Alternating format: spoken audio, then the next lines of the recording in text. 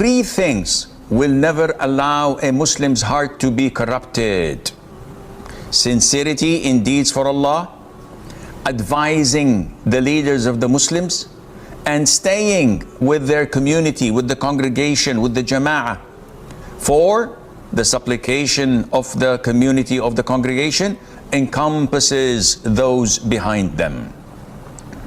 This beautiful hadith highlights a number of issues. Among them is how to attain the brightness of the face. No creams, no lotions, no body care. The Prophet said, alayhi salatu wasalam, may Allah brighten the face of a person. Al-Imam Al-Sindi said, this hadith means that may Allah grants him clearness of the face, glow and beauty, where he would be beautified and adorned through the knowledge he carries, which would take him to the adornment of Jannah. Al-Imam Ibn Uyaynah says, may Allah have mercy on his soul, no one serves the hadith of the Prophet ﷺ, meaning learning it, protecting it, studying it, and explaining it to others. No one does this except you will find in his face adornment and beauty and glow because of this hadith that gives the glad tiding. And this is something we could see. The scholars of Islam, those who act upon it and deliver it, you can see there is a glow in their face. It's not of makeup. It's not something made up or faked. Rather, it's a glow from Allah Azza wa Jal.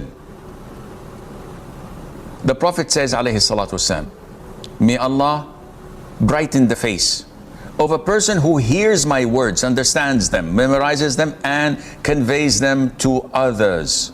Which means that the person who would get this brightening of the face and the glow and the beauty has to do the following: listens and hears the hadith, memorizes it, continues to perfect it, and then he delivers it to the people without any distortion, without any shortening or summarizing or changing any of its words.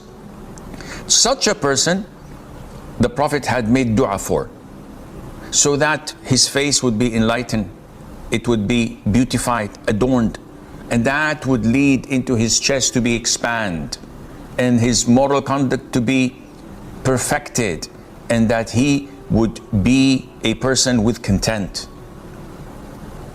Why would someone deliver it to others? The Prophet says, alayhi salatu wasalam, it may be that someone carries knowledge and gives it to one who understands it better than him. And this means that the narrator of the hadith, the one who reports the hadith, it's not his job to understand it and discover the gems in it.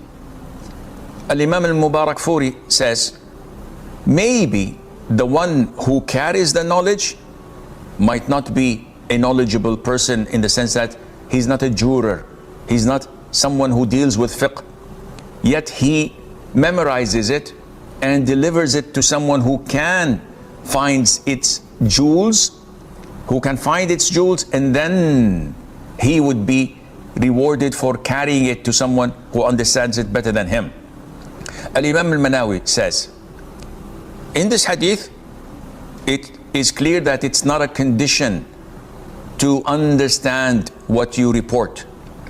It's a condition that you memorize correctly and accurately, while the faqih or the juror or the scholar, his job is to understand and to contemplate and to stem the gems from that hadith.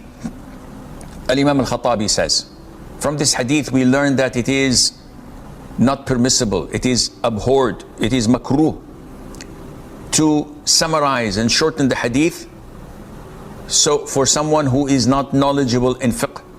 Because sometimes you tend to summarize and shorten the hadith and you lose the essence of it because you do not have the capability to understand it. And Ibn Taymiyyah, may Allah have mercy on his soul, says, in this hadith, dua, the Prophet is clearly giving this dua to those who carry the hadith, not to those who understand it and explain it.